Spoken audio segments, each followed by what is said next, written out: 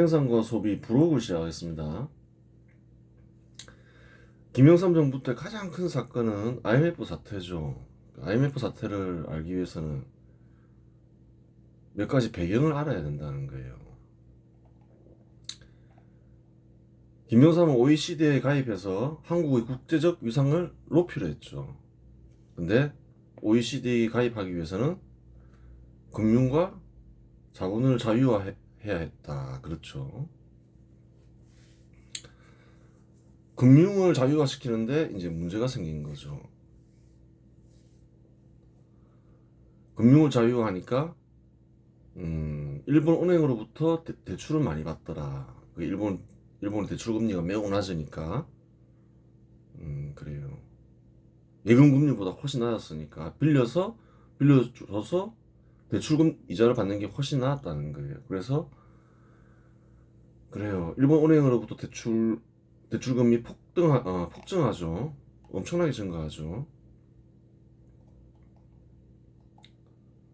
그걸 알아야 돼요. 근데 1996년에 기업들이 수익성이 악화됐다 했죠.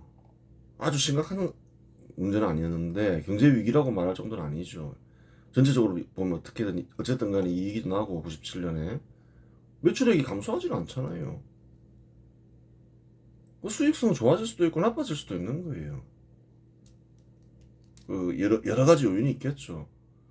원자재 가격이 급등한다거나 뭐 이런저런 문제가 생길 수 있는데 그렇다 해서 매출이 감소하고 막 경상이익률이 마이너스 나오고 전체적으로 보면 그런 건 진짜 경제 위기죠. 근데 그 97년이 뭐 그 정도까지는 아니었다는 거예요. 수익성이 최저이긴 한데 그래요. 한번 보겠습니다. 이제 IMF 사태를 봐야 될 거 아니에요. 왜 일어났는지. 한국에서 일본 은행들이 자금 회수는 1996년 하반기부터 실시되었다. 근데 자금 회수가 시작됐다는 거예요. 46년 하반기부터.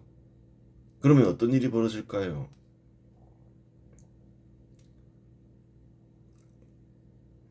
음, 그래요. 대출 연장과 대환 대출이 불가능한 상태에 이른 것이다. 일본으로부터 달러를 빌렸어요. 근데 일본 은행들이 자금을 회수를 해요. 은행들한테. 은행들은 어떻게 해야 될까요? 다른 곳에서 일본은 안 되니까 다른 곳에서 이제 달러를 빌려서 갚든가 또 다른 방법은 뭐가 있나요? 그게 안 되면 빌려준 곳에서 마찬가지로 만기 연장 안 해주고 돌려받으면 되잖아요. 이게 다 연결돼 있다는 거예요, 이게.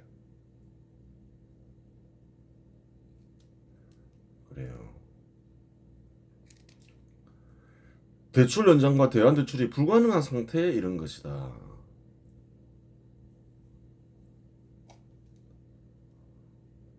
그래요. 은행들이 이제 딴 곳에서 대환 대출이 안 됐다는 거예요. 그러면 기업들로부터 회수해야 될 거 아니에요, 달러를. 근데 기업들에 달러가 있냐는 거예요. 이미 투자해놨지. 돈 달라 하면 어떻게 되나요? 파산하는 거죠. 그걸 알아야 되는 거예요. 한국은행들은 돈을 갚아야 할 입장이니 마찬가지로 대출금을 기업으로부터 회수해야 한다. 회수해야 했다. 다른 곳에서 안 빌릴 데가 없으니까 또 금액을 일본으로부터 너무 많이 빌려놨고 폭증하는 거 봤죠? 2배 이상 폭증했죠, 2년간. 2배 가까이. 즉 기업들은 대출 연장과 대안 대출이 불가능한 상태에 도달했다. 갑자기 돈 갚아라면 어떻게 갚아요? 투자해놨는데.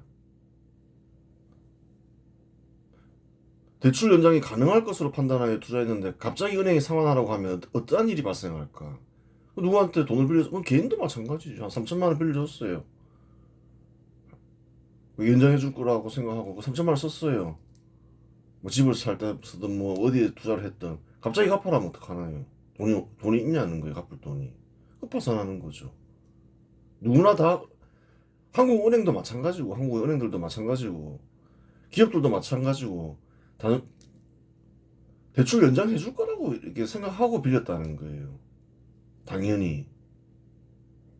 근데 한 군데서 문제가 생기니까 다른 곳에서도 당연히 문제가 생기겠죠. 아니, 은행도 만기가 됐는데 돈 못 갚으면 파산하잖아요. 달러가 하늘에서 떨어지나 땅에서 솟구치나 그렇다고 공장을 매각할 기간을 주나. 당시 한국에서 제법 알려진 기업들이 파산하기 시작했다. 그렇게 되는 거죠. 제일 처음 파산된 곳이 한보그룹이더라. 그 다 보라는 거예요. 어떤 곳이 파산했는지.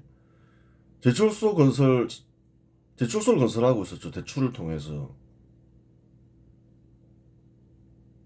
근데 뭐 대출이 안 된다거나, 아 대출금 갚아 이러면 어떻게 하나요? 그 파산하는 거죠, 뭐.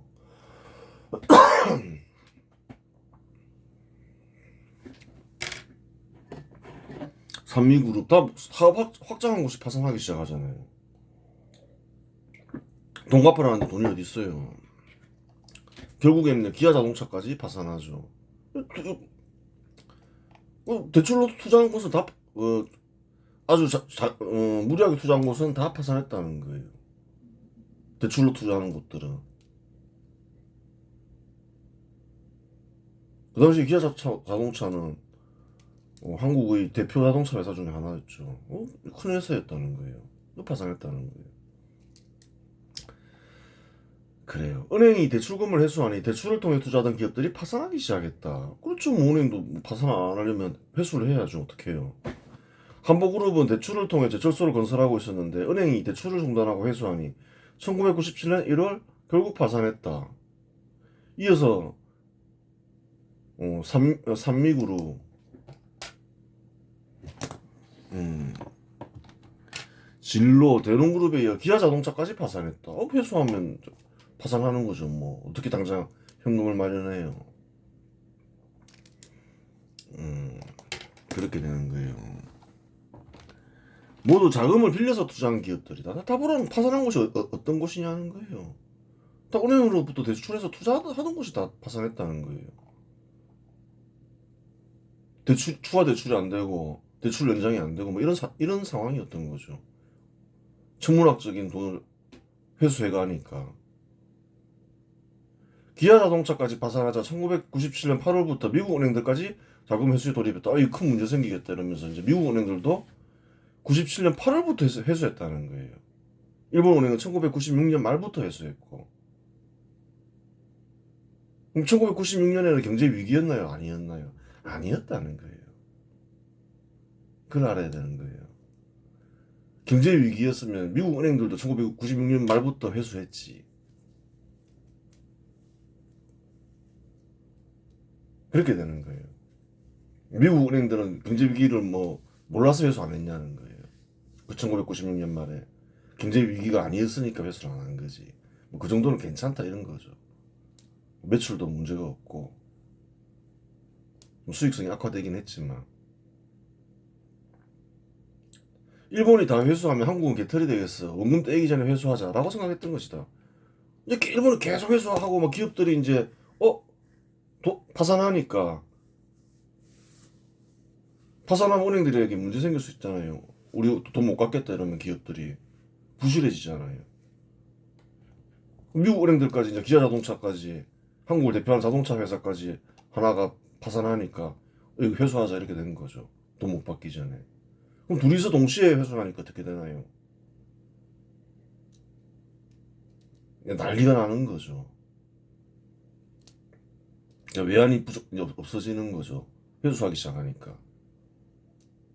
일본 은행이 더해 미국 은행까지 자금 회수에 돌입하니 외환 보유고는 급격히 감소했고 결국 1997년 12월 3일 국제통화기금에 구제금융을 공식 요청했다. 그래서 IMF 사태가 터진 거예요.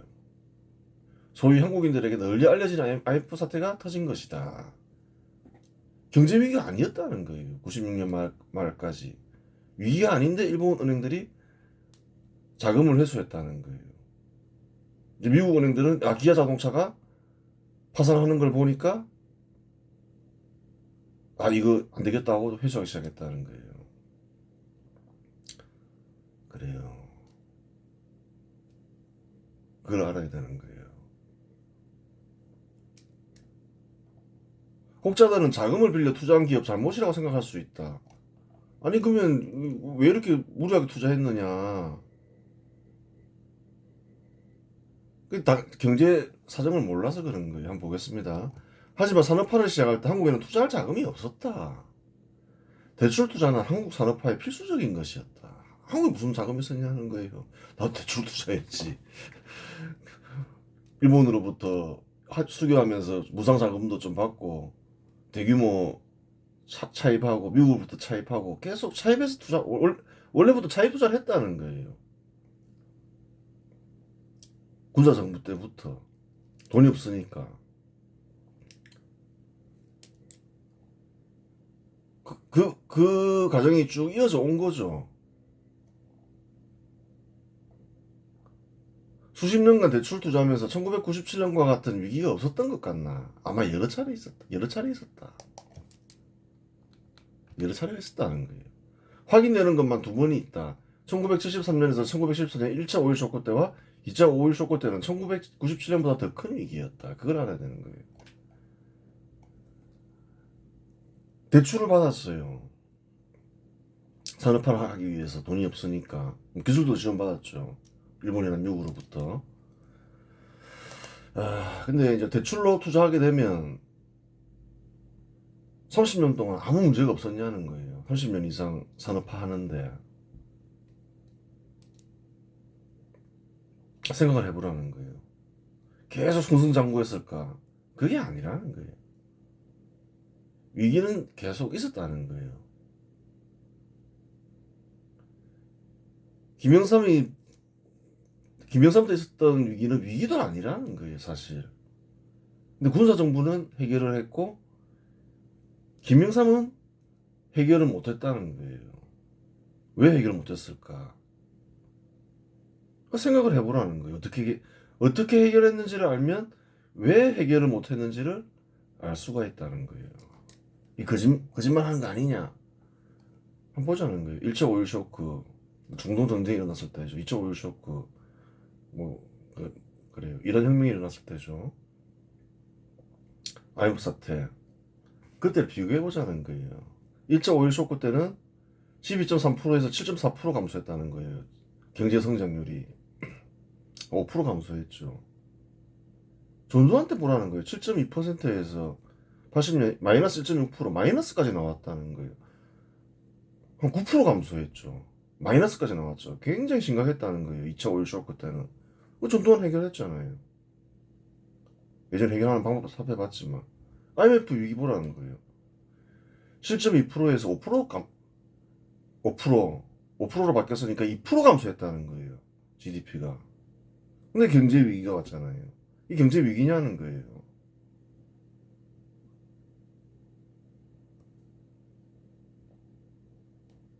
전두환 때는 7.2% 거의 비슷하죠. 마이너스 1.6%까지 떨어졌다는 거예요. 전두환은 해결했고 김영삼은 해결 못했잖아요.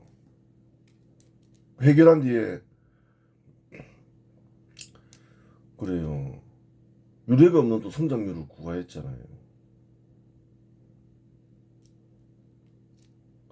박정희 때도 그렇고 군사 정부 다 해결했다는 거예요. 이 7.2%에서 5% 빠진 거 2.2% 빠졌는데 물가 상승률을 보라는 거예요. 얼마나 위기였는지 74년에 24%였다는 거예요. 전두환 때 28%까지 올라갔다는 거예요. 이게 김영삼 때 물가 안정돼 있었다는 거예요. 4.4%. 뭐가 위기냐는 거예요. 기업 수익성 똑같다는 거예요. 5%에서 2% 이하로 급락했다는 거예요. 박정희 때. 전두환 때 마이너스까지 갔다는 거예요. 김영삼 때 한 1.8%. 어떤가요? 사정이 제일 낫잖아요. 뭐가 위기냐는 거예요, 이게 지금. 외환 보유에. 전두환 때 외환 부족 심각했잖아요. 그러니까, 참.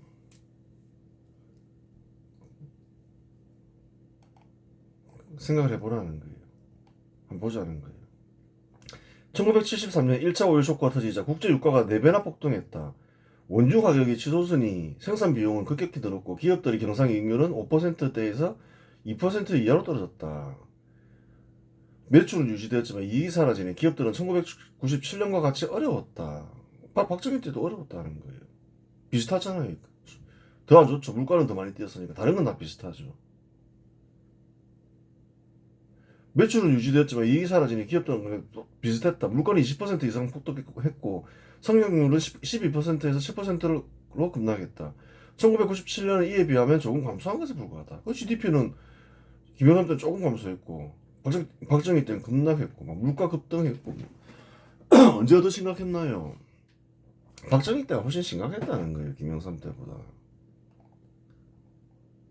2차 오일 쇼크 때는 더 심각했죠. 그리고 불과 몇 년 뒤인 1979년 2차 오일 쇼크가 다시 찾아왔다. 이러한 혁명으로 유가가 또다시 폭등하자 한국 경제는 더 큰 충격을 받았다. 1979년 성장률은 7.9%였지만 1980년에는 마이너스 1.6%로 마이너스 성장을 기록했다. 물가는 28%나 치솟았고 기업들의 수익성은 마이너스로 전환되었다. 매출은 유지되었지만 원유, 원자재 가격 폭등과 금융비용 증가로 적자가 누적되었다. 정치적 불안까지 겹치며 한국 경제는 1997년보다 훨씬 더 심각한 위기를 경험했다. 그걸 생각을 해보라는 거예요. 언제가 더 심각했냐는 거예요. 그때에 비하면 IMF 때는 아무것도 아니었지. 막 마이너스까지 떨어지고 물가 28% 뛰고 기업들 얼마나 많이 파산했겠어요. 마이너스 수준까지 가버리고 이런 상황이었는데 이 정도는 극복했잖아요. 이게 경제 위기냐는 거예요. 지금 IMF 때가 1946년 말에 경제 위기가 아니니까 미국 은행들이 회수를 안 했죠. 일본 은행들이 회수하면서 문제가 생긴 거라는 거예요. 갑자기 대출금 갚아라 하니까. 물론 좀 수익성이 악화되긴 했죠. 좀 어려워졌다 이렇게 봐야 되는 거지. 경제 위기라고까지 말할 정도는 아니었다는 거예요, 사실은. 그리고 1997년 외환 위기가 닥쳤다. 일본 은행들이 자금을 회수하기 시작했고 한보, 산미, 진로, 대농, 기아자동차까지 줄줄이 파산했다. 외환 보유액은 급격히 줄어들었고 결국 12월 3일 IMF에 구제금융을 요청했다. 그러나 당시 성장률은 1996년에 6년 7.2%에서 1997년에도 5%를 기록했다. 좀 10%였던 것 같은데 9%나 좀 다시 확인 좀 해봐야 되겠네요. 물가도 4%대에 머물렀다. 기업들의 수익성은 악화되었지만 1970년대 오일 쇼크 때처럼 물가가 20에서 30% 폭등하거나 성장률이 마이너스로 전환된 것은 아니었다. 한번 좀 확인을 해볼 필요는 있어요. 확인을 하고 넘어가야지 뭐.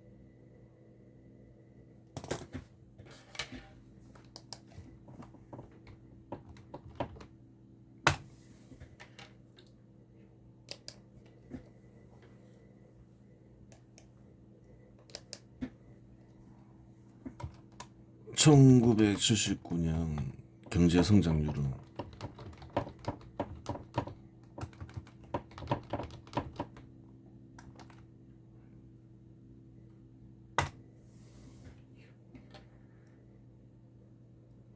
조금씩 다르게 나오네. 한 8.6% 정도였다 이렇게 나오죠. 큰 차이는 안 나는데 하여튼 그래도 뭐 한 3% 감소했죠.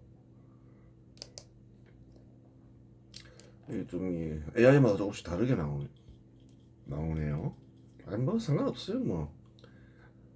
한 가지만 알면 되니까 경제 위기가 아니었다. 전체 경제 지표로 보면 좀 어려워졌던 건 사실이지만 위기라고까지 말할 정도는 아니었다. 1차 오일 쇼크 때와 2차 오일 쇼크 때를 비교해봐라. 그래요.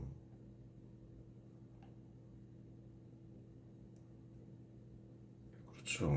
그러면 다른 나라도 한번 볼 필요가 있어요.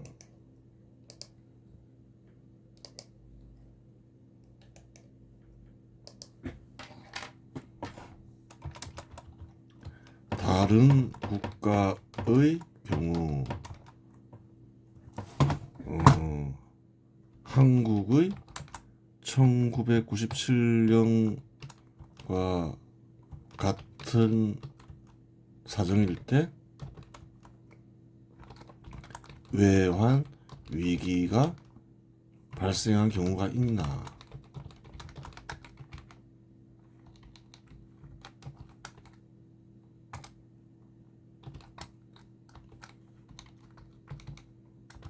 위기가 아니었던 것 같은데 경제 지표로 보면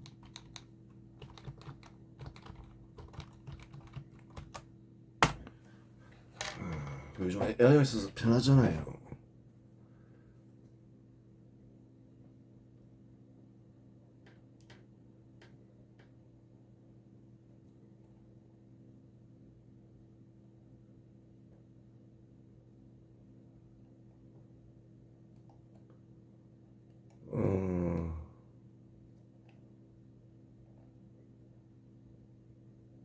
그 외환 지급 불능 상태 때문에 이제 했다. 뭐 실물 경제에 이상이 없었다 이렇게 하죠. 아니 그러니까 이게 아시아 국가들로 보면 안 되고 그때 아시아의 동남아에서 문제가 있었죠.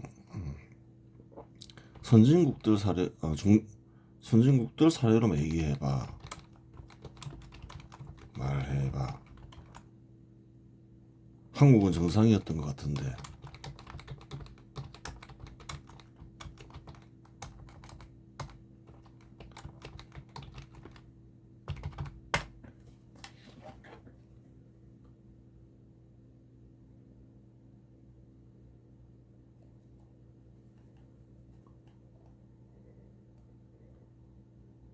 아니, 좀 조사를 좀 해봐야 되겠어요. 크게 뭐 이상이 없어 보이는데 터진 거죠. 하여간 그다음 보겠습니다. 결론적으로 1970년대 오일 쇼크는 실물 경제 자체가 무너진 진짜 위기였지만 이 70년대 1차 오일 쇼크, 2차 오일 쇼크 때는 심각했다는 거예요. 진짜 심각한 상태였다는 거예요. 1997년 IMF 사태는 위기라고 보기 어렵다. 위기가 아니었다는 거예요. 그 실물 경제를 보면 일본 은행들이 1996년 말부터 자금 회수에 들어가면서 위기가 터진 거죠. 한국이 일본과 수교한 이후로 처음 있는 일이었다는 거예요. 계속 연장해왔는데 기업들도 계속 대출 투자를 했고 돈이 없어서 특별한 일이 아니었다는 거예요. 갑자기 이제 근데 회수를 했죠. 성장률은 여전히 5%였고 물가도 안정적이었다. 뭐 물가도 4% 안정적이었는데 뭐 예전에 경제 위기가 왔을 때는 20%가 넘어갔는데 이상한 일이 터진 거였죠. 따라서 1997년 IMF 사태는 경제 위기로 발생한 것이 아니라 갑작스런 일본 은행들이 자금 회수로 발생한 사건이었다. 그래요. 확실하죠. 1996년 말에 다른 나라 은행들은 회수 안 했잖아요. 일본 은행들만 회수했잖아요. 자금 회수로 발생한 사건이었다는 거예요. 1996년 말 한국의 경제 사정이 진짜 위기였다면 일본 은행들만 자금 회수했겠나?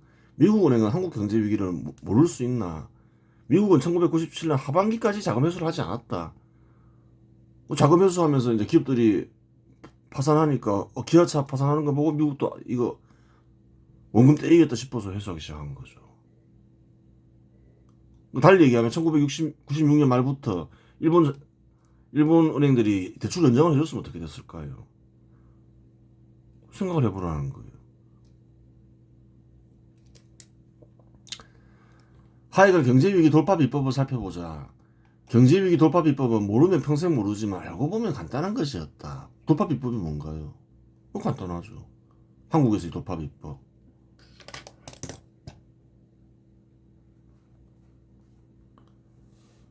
그래요. 한국에서의 경제위기 돌파 비법. 한국에서의 경제위기 돌파 비법은 친미, 친일 외교, 대출 연장, 추가 대출, 기업 수익성 강화이다. 한 문장으로 경제위기 돌파 비법을 다 말하였다. 이게 간단한 거였다는 거예요. 친미, 친일, 대출 연장, 추가 대출, 그리고 기업 수익성 강화. 전두환이 그렇게 했잖아요. 생각을 해보라는 거예요. 경제위기 돌파 사례를 알고자 하면 전두환이 경제위기를 돌파한 과정을 살펴보면 된다. 어떻게 했나요? 일본 달려갔잖아요. 대출 연장하고 추가 대출 받았잖아요.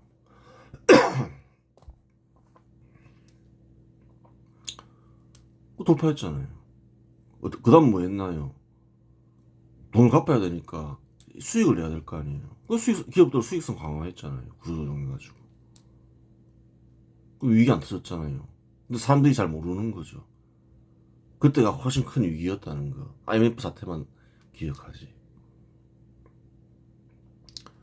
자기 역량으로 돌파했잖아요. IMF 지원 안 받고, 김대중 IMF 지원 받고 돌파했지만 방법을 다 찾아가지고 그 뛰어난 인물인 거죠. 아니 뭐 그 정도로 끝났냐는 거예요. 전두환이 자금 지원 받고 뭐 위기만 돌파했냐는 거예요. 일본으로부터 반도체 기술도 도입해 배워왔잖아요. 그 대단한 거죠. 그게 역사적 사실이라는 거예요. 친미 친일 외교를 하면 대출 연장 추가 대출은 자연히 따라오고 반미 반일 외교를 하면 대출 연장 추가 대출이 없다. 반일했잖아요. 김영삼은 조선총독부 건물을 파괴하면서 반일을 선포했다. 따라서 일본은행의 자금 회수를 막을 길을 스스로 봉쇄했다. 막을 수 있는 거죠. 뭐 친일했으면 일본 총리한테 빌면 되죠. 비는 게 아니라 친일했으면 좀 도와달라 이랬으면 되는 거죠. 일본 은행이 자금 회수하잖아요. 일본 총리가 자제해라 이랬으면 끝날 문제였다는 거예요. 그래서 스스로 반일하면서 이제 뭐 방법이 없잖아요. 일본 은행이 회수하겠다는데 만기돼서 경제 위기 때 군사 정부와 같이 일본 정부와 접촉하여 대출 연장에만 성공하고 기업들이 수익성을 강화하는 정책을 실시했다면 1997년 IMF 사태는 일어나지 않았다. 그렇죠 뭐. 좀 수익성 강화하는 정책을 쓰고 수익성 강화 그러니까 수익성을 생산성을 강화시킨다 이 말인데 남한테 의지 안 하려고 하면 기업들이 수익성이 다 좋아요. 다 항상 괜찮아야 돼요. 안 그러면 언제든지 지원을 받을 일이 생긴다는 거예요. 그래요. 기업들이 이전에 비해 수익성이 악화된 것은 사실이지만, 그렇죠. 일본은행이 자금을 회수해야 할 정도의 경제위기라고 말할 정도의 상태도 아니었다. 그럼 뭐 다른 나라 은행들 회수 안 했잖아요. 일본 은행들만 회수했지. 그러면서 문제 커진 거 아니에요. 조선 총독부 건물을 파괴한 것을 파괴한 일을 되돌릴 수는 없다. 이미 파괴했는데 할 수는 없는 거죠. 반일을 선포한 거죠. 일본 정부는 화났죠 그때. 하지만 1997년 초 김명삼은 자존심 다 버리고 일본 총리를 찾아가 용서를 구하고 대출 연장을 시도했어야 된다. 그렇죠. 1996년 말부터 했으면 좋았겠죠. 그럼 한보도 부도 안 났을 수 있는 거죠. 애초에 반일을 하면 안 됐던 거죠. 안 하고 있다가 좀 일본 은행들이 출금을 해가네? 자금 회수하네? 그럼 얼른 달려가야죠. 하다못해 좀 문제 터지는 거 봤으면 왜 터지나 문제를 진단해서 찾아갔어야 되는 거죠. 좀 중단시켜 달라고. 그러면 부도 안 날 기업들 많았다는 거예요. 갑자기 돈 갚아라는데 기업들이 어떻게 돈 갚아요? 그러면 일본 총리는 김영삼을 용서하고 자금 회수를 중지시켰을 수도 있다. 그렇죠. 야 자제해라. 우리의 친구 김영삼이 그러니까 우리 처음부터 반일을 안 했으면 도와줘라. 좀 중지해라 그랬겠죠. 군사정부 지원한 것처럼. 그럼 어떻게 해요? 이제 자기가 조선총독부 건물을 파괴했으니까 그 지원을 요청하기 어렵잖아요. 그 용서를 구해야 되는 거죠. 자기 때문에 일어난 일인데 어떻게든 OECD 가입해서 허영심 채우려고 한 일 아니에요. 그게 다 반일한 것도 자기가 한 일이고 자기가 책임져야 되는 거지. 물론 용서를 안 해주면 할 수 없는 일이긴 했다. 그래도 뭐 어지간하면 뭐 용서를 구하고 그랬으면 해줬을 수도 있겠죠. 뭐 자기가 벌인 일이니까 자존심 상하더라도 그렇게 했어야 되는 거죠. 일본은행만 1997년 초 자금 회수를 중단했으면 97년 초에라도 중단했으면 괜찮았겠죠. 미국 은행들도 자금 회수를 하지 않았을 것이기 때문이다. 그렇죠. 뭐 미국은 일본 은행들 자꾸 자금 회수해가고 기업들이 하나둘 이렇게 붕괴하는 거 보니까 미국 은행들도 이거 큰일 나겠다 싶어서 회수한 거죠. 자금 회수 중단시켰으면 괜찮았던 거죠. 근데 김영삼은 그렇게 할 형편도 못 됐고 몰랐을 수도 있죠. 아예 그럴 수도 있고 좀 문제가 있는 거죠. 전두환은 다 알고 했잖아요. 박정희도 다 알고 했고 그걸 알아야 된다는 거예요. 위기를 잘 넘기면 고마운 줄을 모른다는 거예요. 위기였는데 아무런 큰 부작용 없이 뭐 고통을 받았겠지만 진짜 경제 위기였으니까 어느 정도 선에서 막아냈다는 거예요. 김영삼 뭐 아무 경제 지표서 보면 그 전에 비해서 힘들어졌겠지만 아무런 위기도 아닌데 해결을 못했다는 거예요. 그 차이인 거죠. 역량의 차이인 거죠. 이번 시간에서 마치겠습니다.